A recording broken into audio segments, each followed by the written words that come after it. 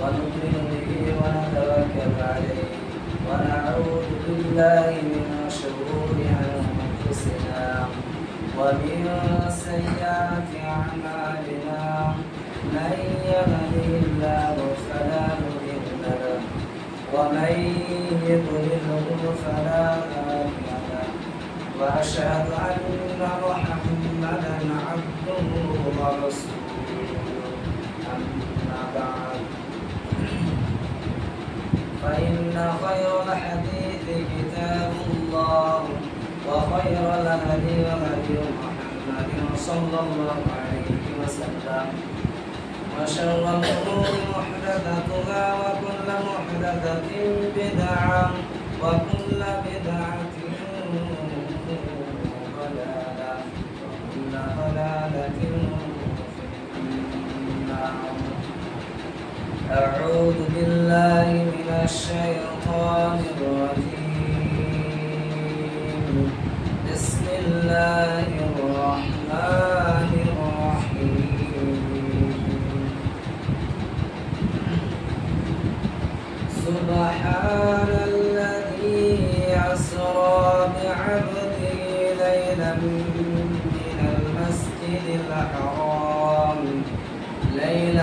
من المسجد الحرام إلى المسجد الأقصى الذي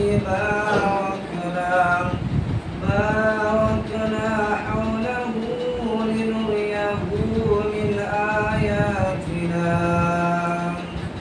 إنه هو السميع البصير. وآتينا موسى الكتاب وجعلناه هدى لبني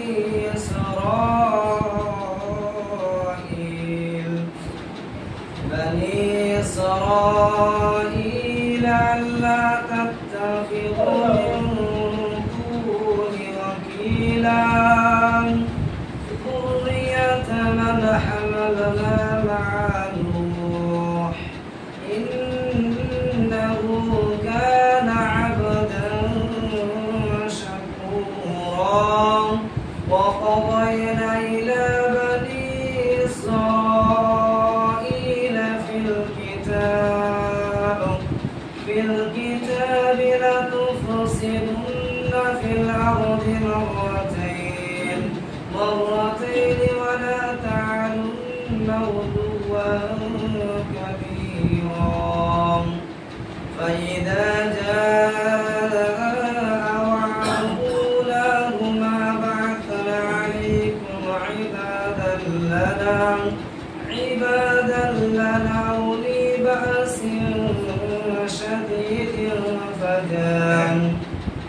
شديد فجاسوا خلال الديار وكان وعدا مفعولا.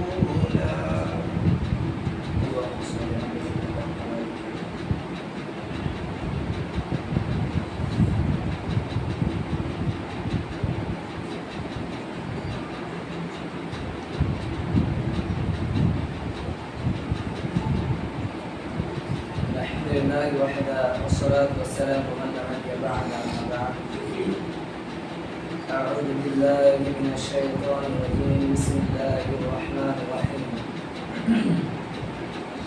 يا أيها الذين آمنوا لا تتبعوا خطوات الشيطان إنه لكم عدو مبين. الآية. بسم الله الرحمن الرحيم. يا أيها الناس كلوا مما في الأرض حلالا طيبا ولا تتبعوا خطوات الشيطان إنه لكم عدو مبين. بسم الله الرحمن الرحيم. ومن الناس من يشتري لهو الحديث ليضل عن سبيل الله بغير علم ويتخذها هزوا أولئك لهم عذاب مهين. الآية. بسم الله الرحمن الرحيم. بسم الله الرحمن الرحيم. يا أيها الذين آمنوا يا أيها الذين آمنوا كلوا من طيبات وإن كنتم إياه تعبدون الآية. عن أبي هريرة رضي الله تعالى عنه قال قال رسول الله صلى الله عليه وسلم يأتي على الناس زمان لا يبالي المرء ما أخذ من الحلال أم من الحرام الحديث. عن أبي هريرة رضي الله تعالى عنه قال قال رسول الله صلى الله عليه وسلم كل بني آدم خطاء وخير الخطائين التوابون الحديث. عن أنس قال قال رسول الله صلى الله عليه وسلم إذا لا يكونن في هذه الأمة خصف وقذف ومسك وذلك إذا شرب الخمور واتخذوا القينات وضربوا بالمعازف الحديث. সর্বাগ্রে সেই মহান আল্লাহ তাআলার প্রশংসা যিনি আমাদেরকে আশরাফুল মাখলুকাত করে মানব জাতি করে সৃষ্টি ভূমিষ্ঠ করেছেন। তেনার প্রতি শুকরিয়া জ্ঞাপনা করি, তাই সকলে বলি আলহামদুলিল্লাহ।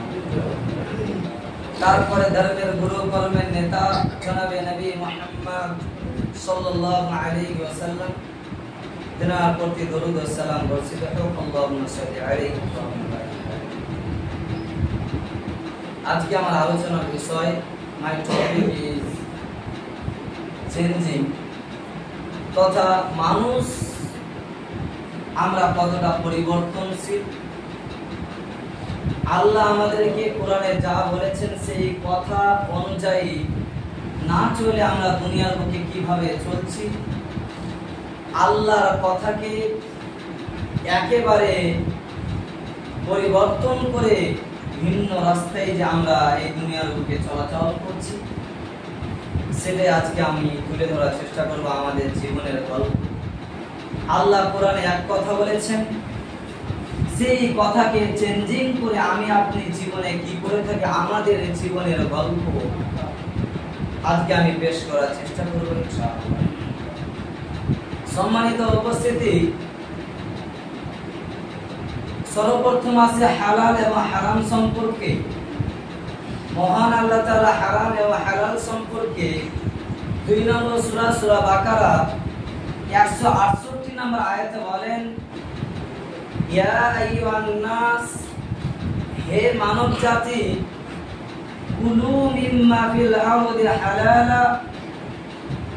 হালালান ওয়া তাইয়্যিবাত, আমি তোমাদের জন্য হালাল বস্তুকে ভক্ষণ করতে বললাম। জমিনে যে খাবারগুলো হালাল, সেই রিজিক, সেই খাবার তোমরা নিজেদের মধ্যে ভক্ষণ করো তথা খাও। ওয়া তাত্তাবিউ খুতুওয়াতিশ শাইতান, এবং শয়তানের রাস্তা, শয়তানের পথকে তোমরা প্রদর্শন করো না, শয়তানের রাস্তাকে তোমরা সিলেক্টেড করো না।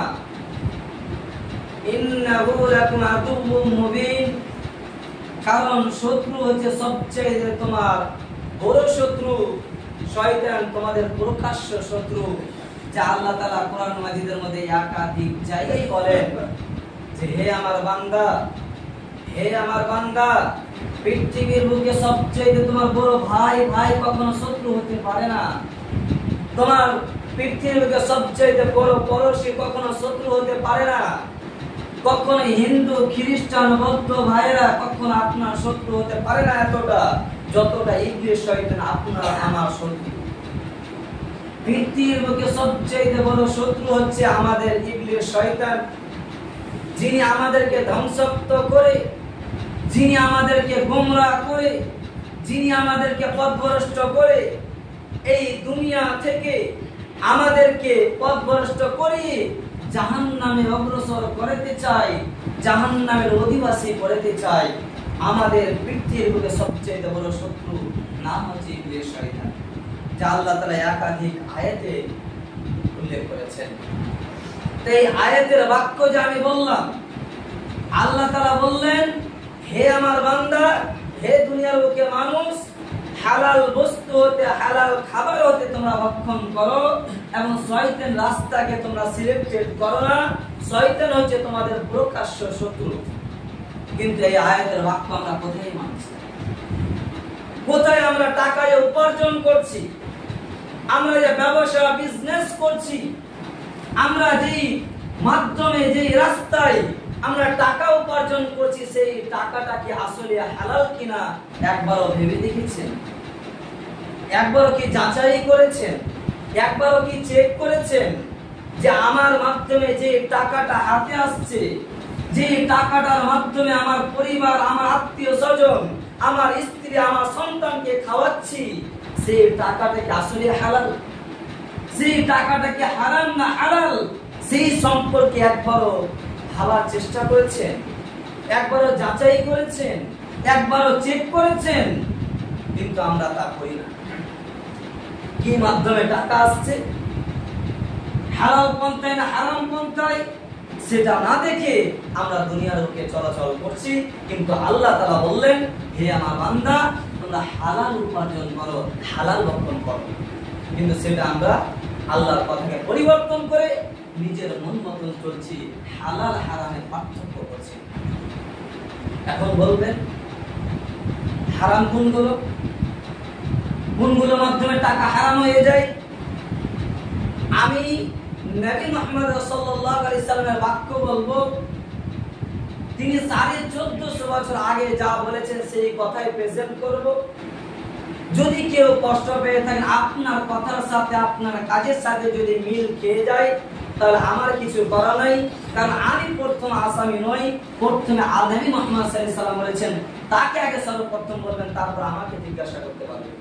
কারণ আমি এই বাক্য বলিনি। নবী মুহাম্মদ সাল্লাল্লাহু আলাইহি সাল্লাম বলেছেন, যদি কোনো মানুষ চায়ের দোকান, এটা কথা নির্দিষ্ট না, যদি কোনো মানুষ চায়ের দোকান বসিয়েছেন ঠিকই, কিন্তু সেই চায়ের দোকানে একটি টিভির ব্যবস্থা করে দিয়েছেন, সেখানে সে গান বাজনা শোনানোর ব্যবস্থা করে দিয়ে মানুষকে চা পান করাচ্ছেন, এই যে মানুষকে গান বাজনা শোনার মাধ্যমে যে টাকাটা উপার্জন করা হলো, এটাই হচ্ছে হারাম। কেন? নবী মুহাম্মদ সাল্লাল্লাহু আলাইহি ওয়াসাল্লাম লা তাবিগুল কায়নাত ওয়ালা তাবতাগুহুন্না ওয়াশহুরুহুন্না, তিনি বললেন গান বাজনা বাদ্যযন্ত্র শোনানোর ব্যবস্থা করে দিয়েছে। এবং সূরা লোকমান 31তম সূরা লোকমান 6 নম্বরে আল্লাহ তাআলা বললেন, যারা গান বাজনা শোনানোর ব্যবস্থা করে দিবেন, গান বাজনা শুনিয়ে যাকে পথভ্রষ্ট করার চেষ্টা করবে, সেই টাকাটা হচ্ছে হারাম, সেই টাকাটা হালাল নয়। যে টাকাটা আপনার সন্তান, আপনার স্ত্রী, আপনার পরিবারকে খাওয়াচ্ছেন, সেই টাকা খেয়ে, সেই রিজিক খেয়ে আপনার সালাত কবুল হবে না। Never ever. এই যে একটি মাধ্যম, আল্লাহ তাআলা আমাদের হালাল পন্থায় টাকা উপার্জন করতে বলেছেন। আল্লাহ তাআলা বলেন, যেমন ভাবে মৃত্যু তোমাকে খুঁজে, তেমন ভাবে তোমার রিজিক তোমাকে খুঁজে। পৃথিবীর বুকে রিজিক ছড়িয়ে আছে হালাল পন্থায় উপার্জন করার জন্য, কিন্তু সেদিকে না গিয়ে আমরা হারাম পন্থায় উপার্জন করছি। এখানে শেষ নয়, কয়েকটি এক্সাম্পল, কয়েকটি উদাহরণ দিই, যেইগুলোর মাধ্যমে আমরা হারাম পন্থায় টাকা উপার্জন করছি, দিব্যি জীবন লাইফ লিড করছি। যেমন যারা গাড়ি চালক রয়েছেন, যারা টোটো চালক, যে কোনো ড্রাইভার রয়েছেন, যাত্রীকে গান বাজনা শোনানোর ব্যবস্থা করে দিয়ে তারা বলছেন, গান বাজনা যদি চালু না করি তাহলে প্যাসেঞ্জার উঠবে না, যাত্রী উঠবে না। এই যে একটি ভাবনা, পরিকল্পনা, নিকৃষ্ট জঘন্য একটি পরিকল্পনা, এই মাধ্যমে যে আপনি যাত্রীকে গান বাজনা শুনিয়ে পথভ্রষ্ট করছেন, এই মাধ্যমে আপনার মধ্যে ধারণা, যদি আমি গান বাজনা চালু না করি তাহলে মনে হচ্ছে যাত্রী উঠবে না। এই যে টাকা হারাম হয়ে গেল। আপনি যদি সেনা গান বাজনা চালু না করে আল্লাহর প্রতি তাওয়াক্কুল ভরসা রেখে যদি আপনি ড্রাইভার করতেন, তাহলে অবশ্যই সেই টাকাটা হালাল হতো। কিন্তু সেই কাজের মধ্যে হারাম জিনিস লিপ্ত করে দেওয়া। তাই সম্মানিত উপস্থিতি, আমাদের একবার ভাবনা করা উচিত, পরিকল্পনা করা উচিত। আল্লাহ তাআলা 2 নম্বর সূরা বাকারা 168 নম্বর আয়াত, 2 নম্বর সূরা বাকারা 172 নম্বর আয়াতে বলেন, ইয়া আইয়ুহাল্লাযীনা আমানু, হে ঈমানদারগণ, হে বিশ্বাসীগণ কুলু মিম্মা ফিল আরদি হালালা, হে আমার বান্দা তোমরা হালাল বস্তু আহার করো, হালাল বস্তু, হালাল রিজিক, হালাল উপার্জন করো। কারণ যা তুমি ইবাদত করো একমাত্র তার ইবাদত করো, শয়তান রাস্তাকে তোমরা সিলেক্টেড করো না। তা আমি আপনি কি করছি জীবনে? একবারও কি ভেবে দেখেছেন যে এই টাকাটা আপনি উপার্জন করছেন, আপনার সন্তান সন্ততিকে খাওয়াচ্ছেন, সেই টাকাটা কি আসলে হালাল? সেই টাকাটা কি হালাল না হারাম? সেই সম্পর্কে একবার ভাবা উচিত। দুনিয়ার বুকে এইভাবেই দুনিয়া ছেড়ে কবরে চলে যাবেন তা হতে পারে না। একবার তো কোরআনটা খুলে দেখবেন, আল্লাহ যে কোরআনটা কেন পাঠিয়েছেন, 30 পারা 6636টি আয়াত কেন আল্লাহ তাআলা আমাদের মাঝে ছড়িয়ে দিলেন। এই বইটা পড়ে, এই কিতাবটা না পড়ে যে দুনিয়ার বুকে চলে যান তাহলে আপনি অভিশপ্ত। আল্লাহর মেসেজ কি একবার পড়ে দেখলেন না? আল্লাহর মেসেজ কি একবার জানার চেষ্টা করলেন না তিনি কি বলেছেন, কিভাবে হালাল সম্পর্কে জ্ঞান আর আলোচনা করেছেন, কিভাবে হারাম সম্পর্কে আলোচনা করেছেন কোরআন মাজিদের মধ্যে, তার মেসেজ, তার কথাকে একবার জানার চেষ্টা করলেন না, দুনিয়ার লোককে এইভাবে ছেড়ে চলে যাবেন। এটা বড় আফসোসের বিষয়। সম্মানিত উপস্থিতি, এখানে শেষ নয়। সূরা মুমিনুন 51 নম্বর আয়াতে আল্লাহ তাআলা রাসূল সাল্লাল্লাহু আলাইহি সাল্লামকে বলেন, ইয়া আইয়ুহার রাসূল, হে আল্লাহর রাসূল, কুলু মিন তাইয়্যিবাত, তুমিও হালাল বস্তু আহার করো। যদি তুমি তা আহার না করো, আমালু সালিহা, তাহলে তোমার আমলও নষ্ট হয়ে যাবে। তিনি কিন্তু সাধারণ মানুষ নয়, তিনি অসাধারণ মানুষ। পৃথিবীর বুকে এমন কোন মানুষ নাই। নবী মুহাম্মদ সাল্লাল্লাহু আলাইহি ওয়াসাল্লাম 1%। তিনাকে আল্লাহ তাআলা বললেন, হে নবী, আপনি যদি হালাল বস্তু আহার না করেন, হালাল মাধ্যমে যে টাকা উপার্জন না করেন, আপনার আমল নষ্ট হয়ে যাবে। যার জীবনে তার 63 বছরে কখনো তিনি পাপ করেননি, পাপ বলে এটা বুঝেন না, সেই নবীকে বলছে আপনি যদি হালাল বস্তু আহার না করেন তাহলে আপনার আমল নষ্ট হয়ে যাবে। আপনিও সেই গুনাহগার ব্যক্তিদের অন্তর্ভুক্ত হবেন। এই বাক্য আল্লাহ তাআলা নবীকে যদি বলতে পারেন, তা আমি আপনি তো সাধারণ মানুষ। আমরা কোথায় নবী মুহাম্মদ সাল্লাল্লাহু আলাইহি ওয়াসাল্লাম আল্লাহর মেসেজ, আল্লাহর কথাকে কোথায় মানলাম? তিনি বললেন, হে আমার বান্দা, তোমরা হালাল বস্তু আহার করো, কিন্তু আমি আপনি হারামের পন্থায় লিপ্ত আছি। আমরা কেউ যাচাই করছি না, বাছাই করছি না, হালাল পন্থায় না হারাম পন্থায় উপার্জন করছি। 100% এর মধ্যে 99% মানুষ আমরা হারাম পন্থায় উপার্জন করছি, হালাল পন্থায় নয়। তাহলে এই আয়াতের বাক্য, আল্লাহর কথা মানতে পারলাম না, জীবনে ভিন্ন রাস্তায় চলছি।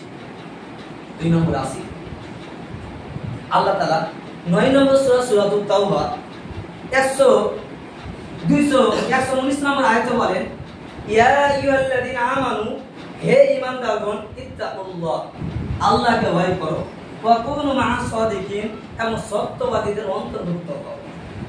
এই আয়াত আল্লাহ তাআলা পরিষ্কার করে বলতে চাচ্ছেন যে তোমরা আল্লাহকে ভয় করো এবং সত্য কথা বলো। এই আয়াতটা আমরা কোথায় মানতে পারব? আল্লাহ তাআলা তো কোরআনের মধ্যে 9 নম্বর সূরা সূরাতুত তাওবা 119 নম্বর আয়াতে পরিষ্কার করে দিয়েছেন।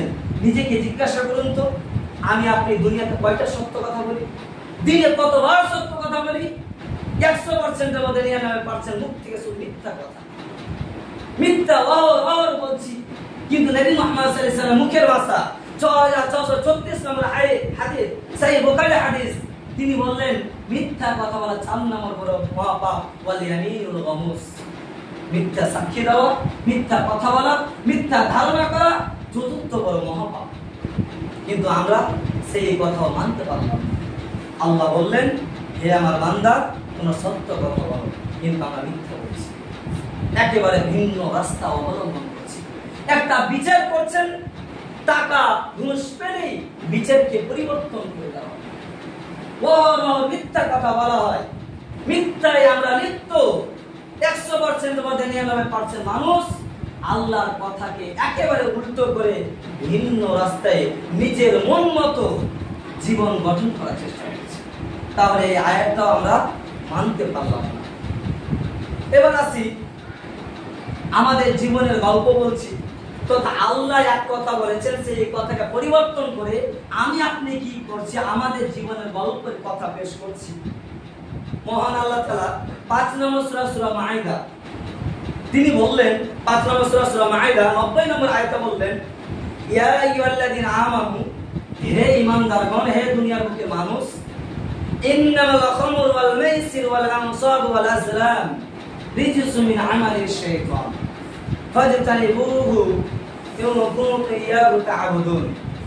তিনি বললেন, ইয়া আইয়ুহাল্লাযীনা আমানু, হে ঈমানদারগণ, ইন্নামাল খামরু ওয়াল মাইসির ওয়াল আনসাবু ওয়াল আজলাম রিজসুম মিন আমালিশ শাইতান। তিনি বললেন, আমি তোমাদের জন্য হারাম করেছি মদকে, আমি তোমাদের জন্য হারাম করেছি জুয়াকে, আমি তোমাদের জন্য হারাম করেছি মূর্তির আশ্রয়ে যাওয়াকে, আমি তোমাদের জন্য হারাম করেছি ভাগ্য পরীক্ষা করাকে। এই 4টি জিনিসকে আমি তোমাদের জন্য হারাম করেছি, এগুলো তোমরা করবে না। ফাজতানিবুহু, এগুলো থেকে বেঁচে থাকো। লাআল্লাকুম তুফলিহুন, যদি তোমরা সফলতা হতে চাও, যদি তোমরা জান্নাতের অধিবাসী হতে চাও, যদি তোমরা জাহান্নাম থেকে বাঁচতে চাও, হে আমার বান্দা, হে আমার বান্দা, তোমরা 4টি জিনিস থেকে বেঁচে থাকো। নাম্বার 1, মদ খাওয়া থেকে বেঁচে থাকো। নাম্বার 2, জুয়া খেলা থেকে বেঁচে থাকো। নাম্বার 3, মূর্তির আস্তানায় যাওয়া থেকে বেঁচে থাকো। নাম্বার 4, তোমরা ভাগ্য পরীক্ষা করা থেকে বেঁচে থাকো।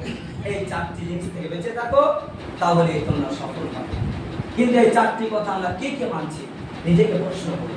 এই কথাটা আল্লাহ বললেন, এবার আমাদের জীবনের গল্প বলি। 100%-এর মধ্যে 99% মানুষ আমরা মদ খাচ্ছি, বিড়ি খাচ্ছি, আমরা জুয়া খেলছি।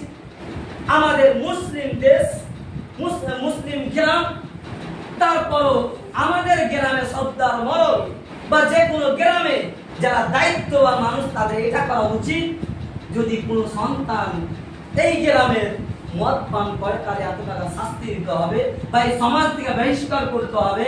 এই পদ্ধতি, এই রাস্তা যদি অবলম্বন করতে পারতাম আমরা, তাহলে মনে হচ্ছে গ্রামকে উন্নত মান করা যেত, মনে হচ্ছে ইসলাম আইন কানুন চালু করা হতো। কিন্তু আমরা, আমাদের সবচেয়ে বড় সমস্যা এখানে যে আমরা যে পিতামাতা, আমরাই তো মদ খাই, আমরাই তো বিড়ি খাই, আমরাই তো জুয়া খেলি। আমার সন্তানকে কি করে বলবো যে জুয়া খেলবে? সমস্যা হচ্ছে এখানে গাছে সমস্যা, বাবাই সমস্যা, পিতাই সমস্যা। পিতার কারণে সন্তান নষ্ট হচ্ছে।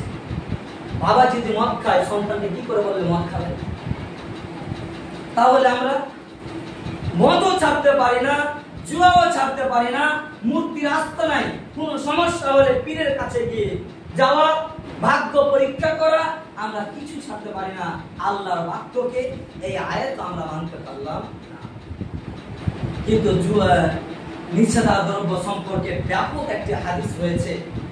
রাসূল সাল্লাল্লাহু আলাইহি ওয়াসাল্লামের মুখের ভাষা, তিনি বলেন, মুদমিনুল খামরি কাআবিদি ওয়াতান, মদ পান করলে, নিয়মিত যদি মদ পান করে, মূর্তির আস্তানায় গেলে তথা মূর্তি পূজা করলে যেই পাপ হয়, মদ পান নিয়মিত করলে তেমন বড় পাপ হয়। একই পাপ, যা নবী মুহাম্মদ সাল্লাল্লাহু আলাইহি ওয়াসাল্লাম মুখের ভাষা, তার মুখের ভাষা। কিন্তু আমি আপনি কয়টা মানুষ মানতে পারছি? তাহলে এই আয়াতের বাক্য আমরা মানতে পারছি না, ভিন্ন রাস্তায় চলছি। সম্মানিত উপস্থিতি, নিষেধাদ্রব্য সম্পর্কে এখানেই শেষ নয়। মহান আল্লাহ তাআলা 2 নম্বর সূরা সূরা বাকারা 219 নম্বর আয়াতে বলেন, ওয়ায়াসআলুনাকা আনিল খামরি ওয়াল মাইসির কুল ফীহিমা ইসমুন কাবীর, ওয়ায়াসআলুনাকা আনিল খামরি ওয়াল মাইসির কুল ফীহিমা ইসমুন কাবীর।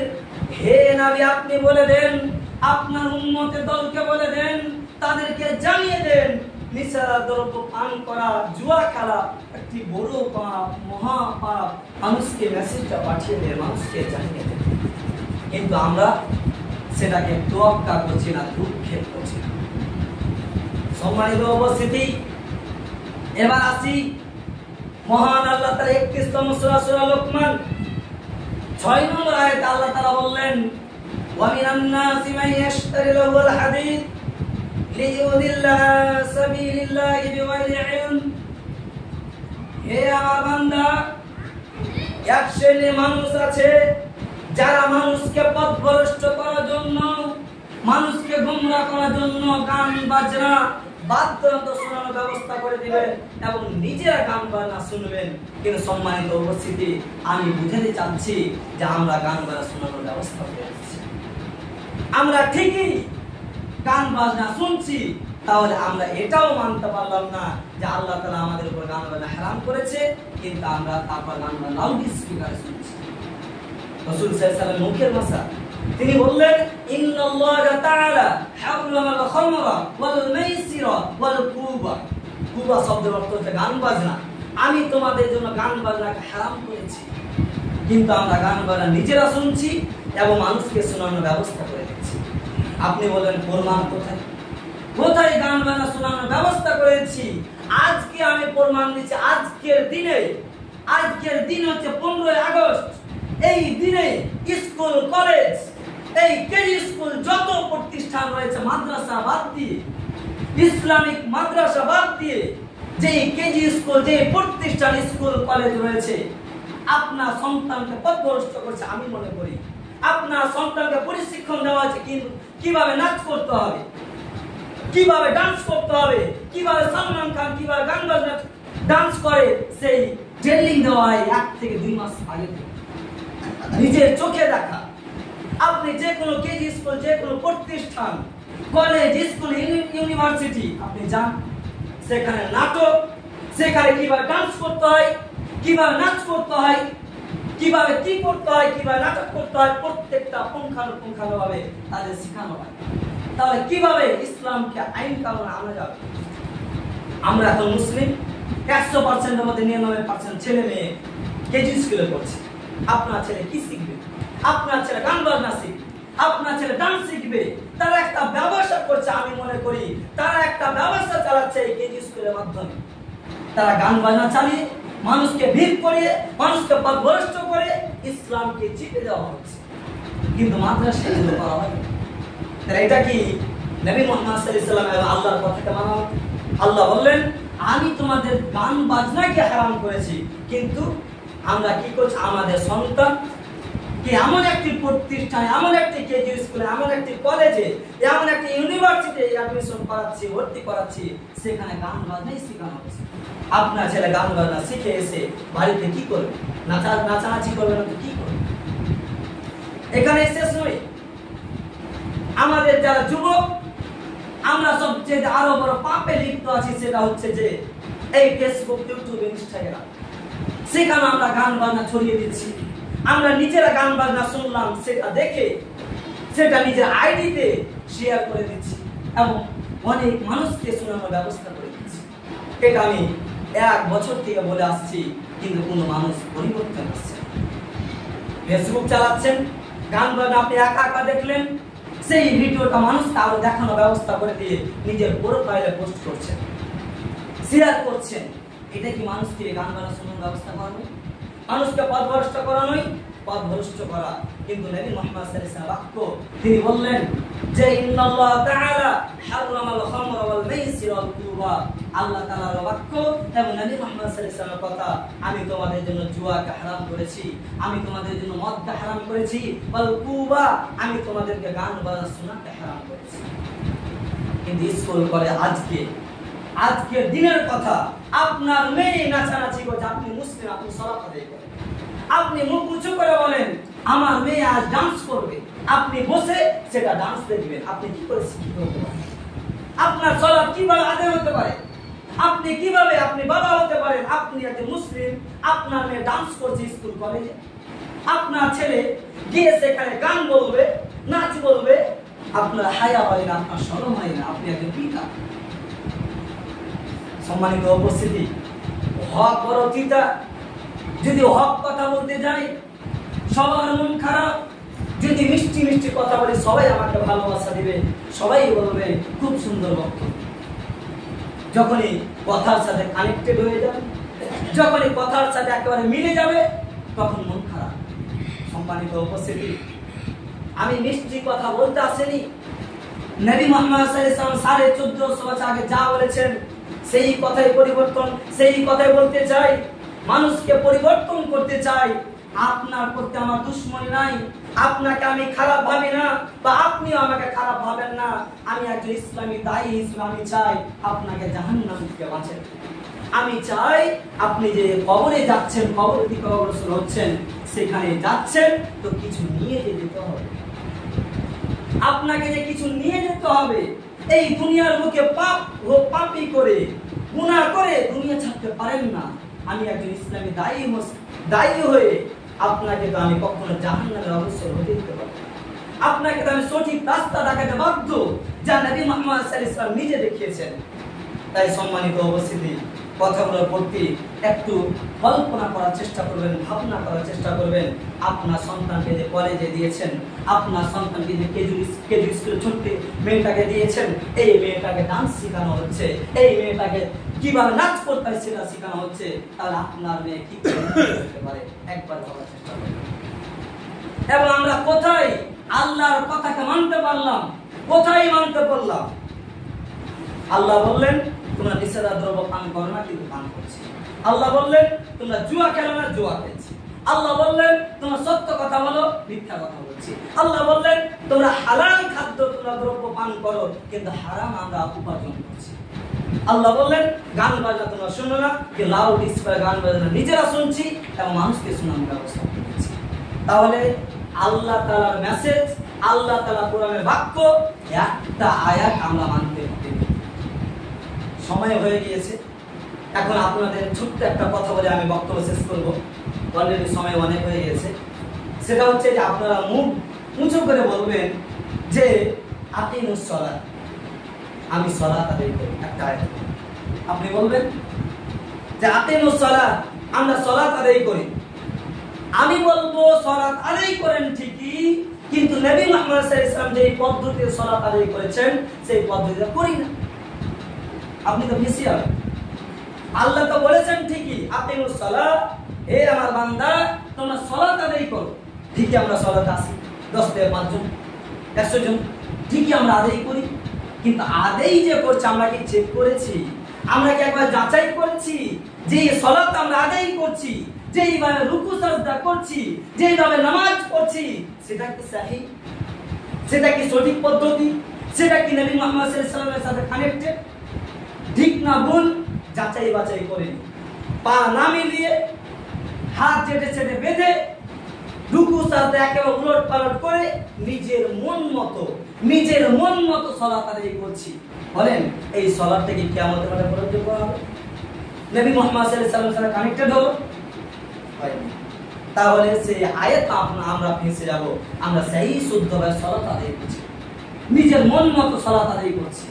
সম্মানিত উপস্থিতি, তারপরে বলবো নিরাশা না হয়ে আমরা যতই পাপী হই না কেন, নবী মুহাম্মদ সাল্লাল্লাহু আলাইহি ওয়াসাল্লাম বাক্য যে হে আমার উম্মতের দল, যদি তুমি পাপ করতে করতে করতে জমিন থেকে আকাশে উঠে যায় এবং সেই পাপের মধ্যে যদি শিরক না থাকে, তাহলে আল্লাহ বলেন আমি তার পাপ যত রয়েছে জমিন থেকে আকাশ পর্যন্ত, সেই পাপ তার যত কিয়ামতের মাঠে নেকি এবং দয়া রহমত নিয়ে আমি উপস্থিত হব। তাই নিরাশা না হয়ে শুধুমাত্র যে যতই পাপ করেন না কেন, আল্লাহকে যদি একবার বলতে পারে আল্লাহ আমি ভুল করেছি, আমি অপরাধ করেছি, আমি মিথ্যা কথা বলতে পেরেছি, আমি আজকে সত্য কথা বলবো, হে আল্লাহ কোরআনের বাক্যকে মানার চেষ্টা করব, একবার যদি বলতে পারে আল্লাহ বলেন আমি তোমার যত পাপ রয়েছে সব পাপকে নেকি করে দেব। তো আমাদের খুব বড় অপরচুনিটি, খুব বড় সুযোগ আল্লাহ তাআলা আমাদের দান করেছেন। কেন? কুল্লু বানি আদম খাতাউন ওয়া খায়রুল খাতাইনা তাওয়াবুন। নবী মুহাম্মদ সাল্লাল্লাহু আলাইহি ওয়াসাল্লাম বাক্য তিনি বললেন মানুষ মাত্রই ভুল, মানুষের দ্বারা পাপ করে। তাই আমরা পাপ করে থাকলে আল্লাহর কাছে ক্ষমা চাইতে হবে, আল্লাহকে বলতে হবে। তাই আজ বা কাল বা 2 দিন পর বা 1 মিনিট পর যে আপনি মারা যেতে পারেন, তাই এই অপরচুনিটি, এই সুযোগ হাতছাড়া করবেন না। আজকে আল্লাহর কাছে ক্ষমা চেয়ে ইস্তেগফার করে তাওবা করে ক্ষমা চেয়ে ওঠার চেষ্টা করবেন। তাহলে মনে হচ্ছে আপনার দিলকে, আপনার অন্তরকে পরিষ্কার করতে পারবেন। আল্লাহ যেন আমাদেরকে কোরআন হাদিস মেনে চলার জীবন গঠন করার তৌফিক দান করুন। আমিন। হে আল্লাহ যে কোরআন মাজিদ পাঠিয়েছেন সেই কোরআন মাজিদকে ভালোভাবে বোঝা এবং যতক্ষণ পর্যন্ত না বুঝবো ততক্ষণ পর্যন্ত দুনিয়া ছাড়া থেকে বিরত রাখা। আমিন। হে আল্লাহ, যারা অসুস্থ রয়েছেন আল্লাহ তুমি তাদেরকে সুস্থ দান করুন। আমিন। হে আল্লাহ, যারা কবর রয়েছেন আল্লাহ তুমি তাদের কবরকে প্রশস্ত করুন। আমিন। এই বলে আজকে আমরা বক্তব্য করছি। ওমা আলাইহি ওয়া আলাইহি হিসাব। আউযু বিল্লাহি মিনাশ শাইতানির রাজীম। বিসমিল্লাহির রহমানির রহিম। কুল হুয়াল্লাহু আহাদ, আল্লাহুস সামাদ, লাম ইয়ালিদ ওয়া লাম ইউলাদ ولم يكن له كفوا احد. اللهم صل على محمد وعلى ال محمد كما صليت على ابراهيم وعلى ال ابراهيم انك حميد مجيد. اللهم بارك على محمد وعلى ال محمد كما باركت على ابراهيم وعلى ال ابراهيم انك حميد مجيد. سبحان ربك رب العزه عما يصفون وسلام على المرسلين والحمد لله رب العالمين. السلام عليكم ورحمه الله.